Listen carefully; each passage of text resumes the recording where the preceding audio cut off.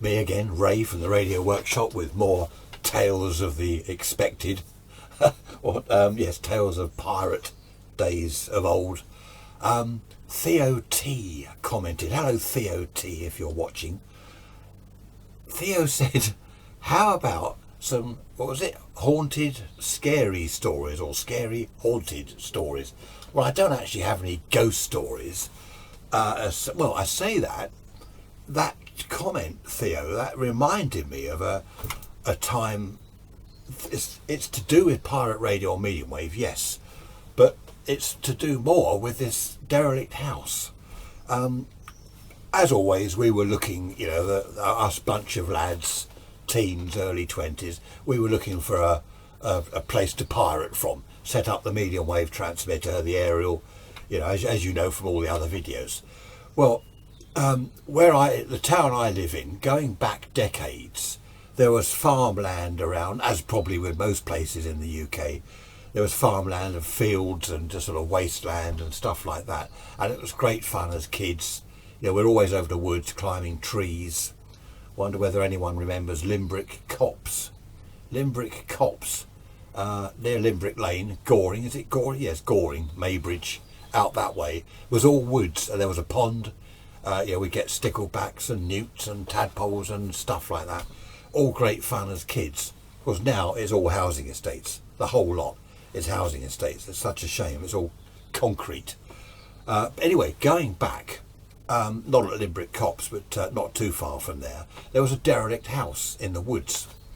It was probably an old farm place, I don't know, farm workers' cottage, something like that. I don't know what it was, but it was definitely derelict. Not many people knew about it. It had a couple of broken windows. The front door was jammed open permanently. The back door was missing, the back door into this very small kitchen. There was a kind of upstairs, but very narrow wooden stairs up to, basically was just a boarded attic with a very small window. So it was a very small place. Downstairs, all that was, assuming the bedroom was upstairs, downstairs was like a very small lounge, little hallway, tiny kitchen and another room. I don't know what that was, but a very small place, definitely derelict, not been lived in for years, and not many people knew about it. So we thought, ideal place for a bit of medium wave pirate radio. Cup of coffee appeared as if by magic. So we sort of surveyed the place, where we're going to put the aerial up, blah blah blah, and we went back in the evening. Now bear in mind, it's a lovely summer evening. We went back in the evening with the aerial and the insulators, cutters, bits and pieces. All we were going to do is put the aerial up, no transmitting gear, but we took a few beers with us because we thought we'd have a sort of chill out there after we put the aerial up, and a bit of a chat about what we were going to do. There were bits of furniture. There was a kind of old sofa and a chair and a couple of other bits of table and things. So we put the aerial from the chimney to a tree some distance away. That was all done, and we're just sort of sitting there having our beers. And now there was no road or track or anything to the place. Only a sort of narrow footpath, not much of even a footpath. You had to sort of trek through the woods to get to part of it. Anyway, someone said that they'd walk up the chip shop. I think there were 4 or 5 of us. You had to walk quite a way to the road, then down to the chip shop. And he came back with kind of 6 cod and chips, and we're having our fish and chips and our beer. It was a great evening. We had too many beers, as we did in those days, and we all sort of went to sleep, on this old sofa and the chair and stuff. And it was about 3:30 in the morning. I remember that because it wasn't quite daylight. In midsummer, daylight's about 4 o'clock. It was about 3:30. One of the lads woke the rest of us up and he said, "Look, there's someone in the hall." So, oh blimey, we're all looking out there. What? He said, "There's lights, there's a torch." So we're looking, and it wasn't a torch. It was flashing lights. An arc welder, when you're going, you've got your thing on, and all the flashing around the walls from the arc welder. It was like that. There was no sound with it, but it was like that. A kind of blue, violety colour light. Just like reflection of arc welding going on. And there was no electricity in the place, no water, no nothing. But it was an electrical type arcing light, if you know what I mean. And we're sort of looking, none of us dared venture out into the hallway. Mind you, that's the only way we could get out of the house. I say house, cottage. And anyway, it stopped. So, we're all sort of, well, this is a bit scary. What on earth's going on? Of course, it's by now, it's getting like 4 o'clock. It is daylight. And, we all sort of cleared off home. We didn't know what that was. Hang on a second, here we go. It's probably a pirate. Sorry about that. It wasn't a pirate. So, yeah, I specifically remember the dawn chorus. The birds all start singing about 4 in the morning in the summer. And it was really loud because we're in the woods and sort of fields and that, really loud, these birds singing.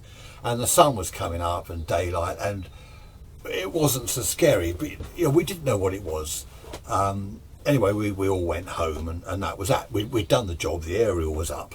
We'd had our beers and our fish and chips. So what the plan was the following Sunday we were going to do our first transmission. Right, so the idea was go along there Saturday night and set up the gear. We hadn't planned to sleep there, but as it was such a remote place and derelict, we thought, well, no one's going to nick the gear. Save lugging it all out there Sunday morning to go on there at 11.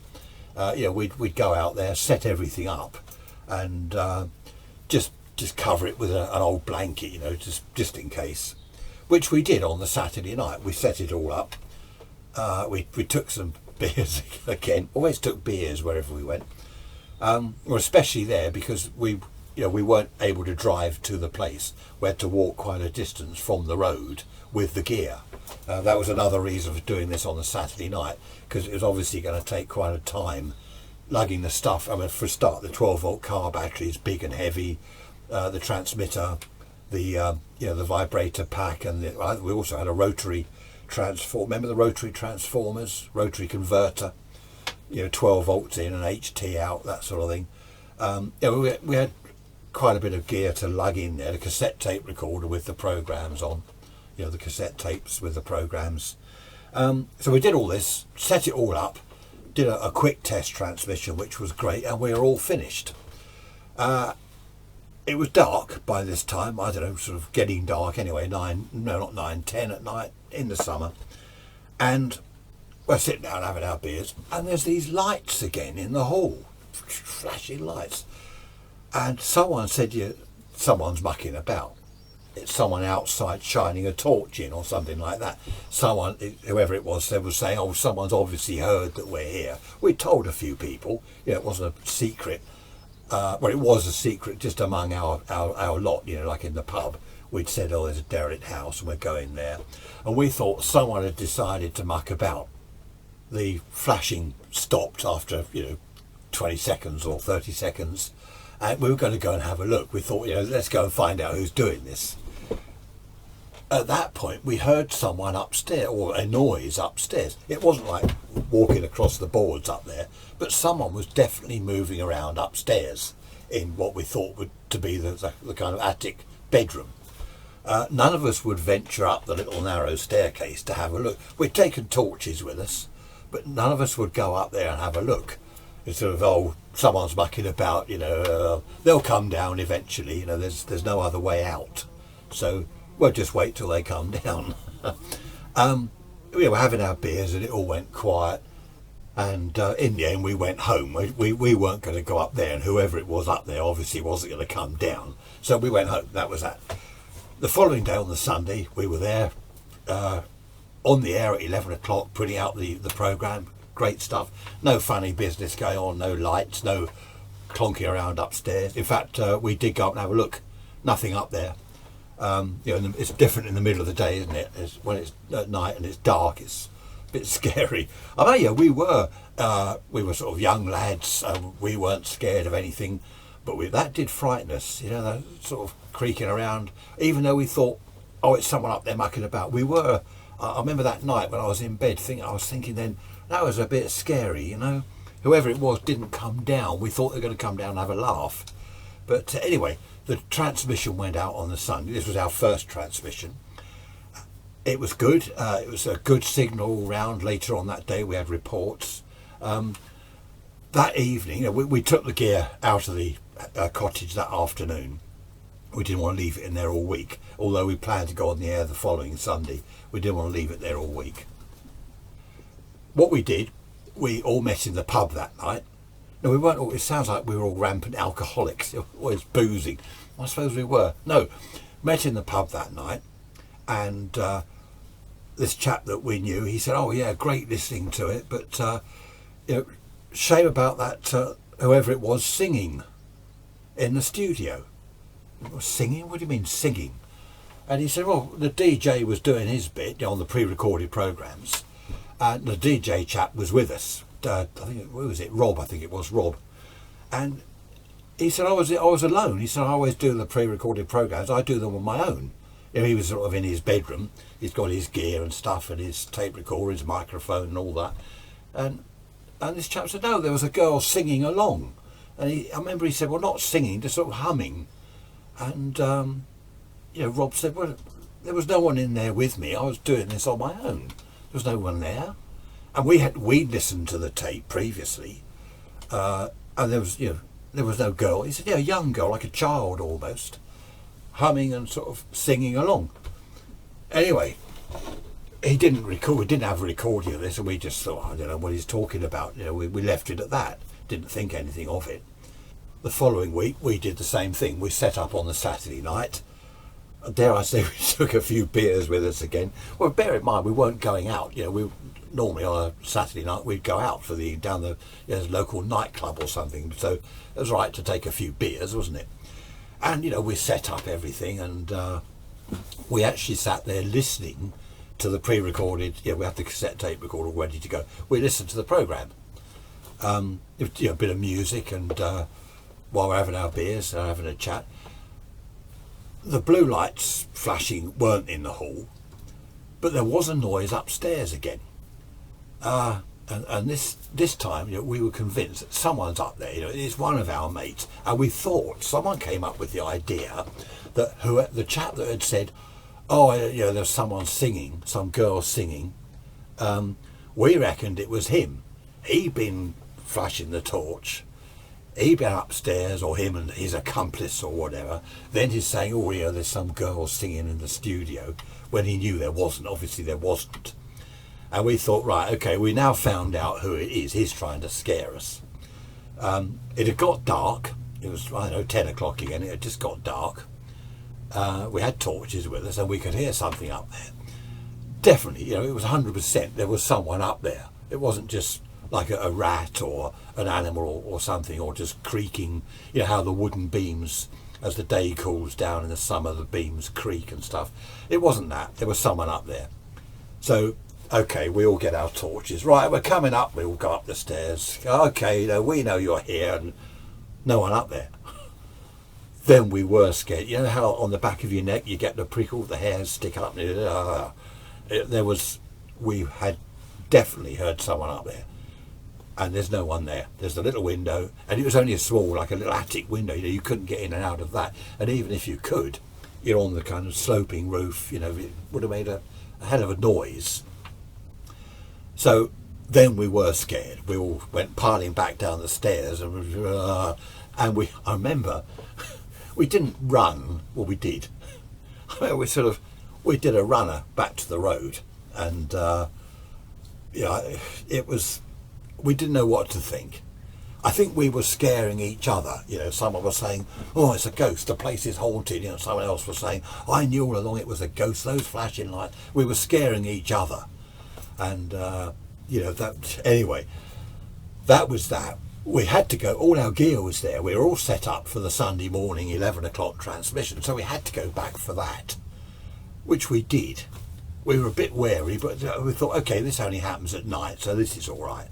What I did, before I went, I'd set up my radio and my tape recorder and a time switch. I had this time switch which I'd been using to, no, not me, I don't turn on transmitters with time switches, but one that could have been used to turn on a transmitter at a certain time. Anyway, I put my tape recorder on record, reel to reel. Didn't do the pinch wheel any good, of course, because it was left like that until the time switch came on 11 o'clock, which was going to record the transmission. So if anyone said, oh, there's some girl singing, some ghostly girl humming away on the transmission, I could listen to the recording and say, no, there wasn't. We went to the place, we did the transmission, it was great, no problems, no ghosts, nothing like that, no ghosts. And that was that. There was nothing to tell about that. We eventually packed up our gear, lugged it all back to the cars which we had parked out on the road. That was it. I went home because I thought that Sunday night, as usual, we're down a pub and this chap's going to say, oh, there was a girl singing. Yeah. So I got home and I put the tape on and I replayed the recording, okay, the live on-air recording. Now, you know what I'm going to say next, don't you? And you're right. I sat there and I listened, and there was a girl, childlike girl's voice, humming, singing, not whining or moaning, but I can't describe it. Not loud, but definitely there on the tape. I could hear it. It wasn't through the whole hour's transmission. It was only now and then, but she was definitely there. Now, I had heard the original recording, the pre-recorded tape. There was nothing on there like that at all. This was a live recording. No one could have got in to where my tape recorder was and done anything, superimposed ghostly singing girls on there or anything. It had come from the transmission, our live transmission. It had come from the transmitter in the cottage. I played it back, must have been a dozen times or more. I phoned the lads. They came round that Sunday afternoon and they listened to it. And it wasn't just me dreaming or whatever. We could all hear it. And we're looking at each other. It was, none of us knew what to say, what to think. That really was scary. It was at that point that, well, I didn't say we all decided, but we all knew there was something very weird about that cottage. It wasn't someone mucking about upstairs. We'd been up there was no one there. The lights in the hall, you couldn't do it with a torch on and off. It wasn't that. It was like, as I say earlier, like an arc light reflecting on the walls, electrical arc. You can't simulate or emulate that with a torch. We came to the conclusion that the place was haunted. Do you remember the cassette tape recorders where the microphone would have a double jack plug? Someone crashing around. That's a ghost. No, that's a thought. Was it the little 3.5mm, the large one, or whatever it was, the double jack plug with a switch on the microphone. So you put your little cassette on record, okay, and then you can switch it on, do your dictation, switch it off. We had a tape recorder like that, and what we knocked up was a little transistor circuit and a relay, little microphone. So any sound, right, the little transistor circuit would pick it up and flick the relay, which we'd then plug into the tape recorder, and it would record.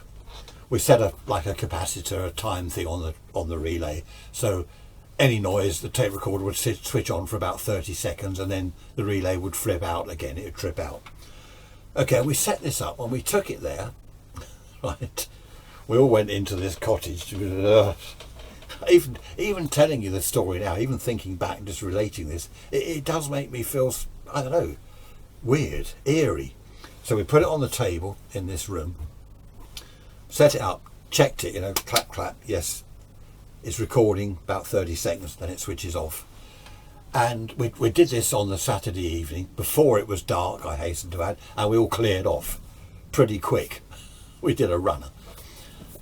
On the Sunday morning, I got a phone call about 7 o'clock.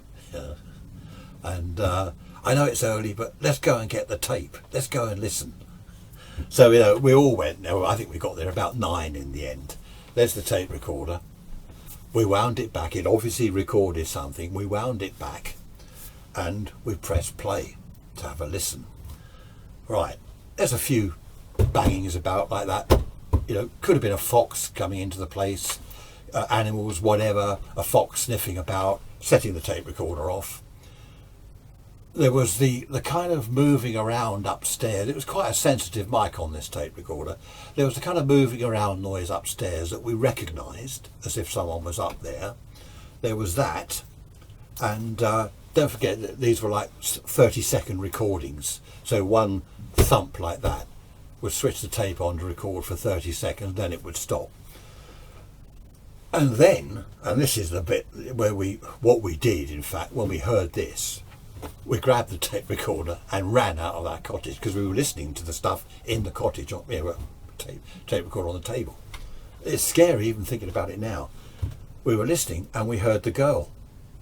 We heard this humming, this sort of singing, and we just looked at each other. And, one of us, I forget who, grabbed the tape recorder and we just ran out of that cottage and back to the road as fast. We didn't stop as fast as we could. We ran back to the road. And we're kind of on the pavement looking at each other and looking back at the woods, and we were shaking. You know, I've got to admit it, we were shaking. We were that scared. What was it? We listened to that again and again, and it was at several times on the tape, several places on the tape. It had switched on, and you could hear this faint humming, singing in the background. I don't know what it was. None of us told anyone, because you can't go around saying to people, oh, we heard the voice of a ghostly girl singing in a haunted cottage. You know, people are just, yeah, right, okay, yeah, you know, and he's lost it. He's lost the plot. So we didn't ever tell anyone. I don't think I've ever told anyone to this day. It's only now because you know, this thing came about, scary haunted stories. It's only that made me think, oh, well, that's a thought, yes. I haven't got loads of ghost stories. There were one or two other things over the years that have happened, but I haven't got loads of ghost stories. Because that girl, the girl's voice in the cottage, we couldn't hear it. We could only hear it on the tape. The microphone picked it up. Somehow it went out on the RF signal on the transmission, but we couldn't hear it ourselves. So what was it? I mean, there are no such things as ghosts, are there?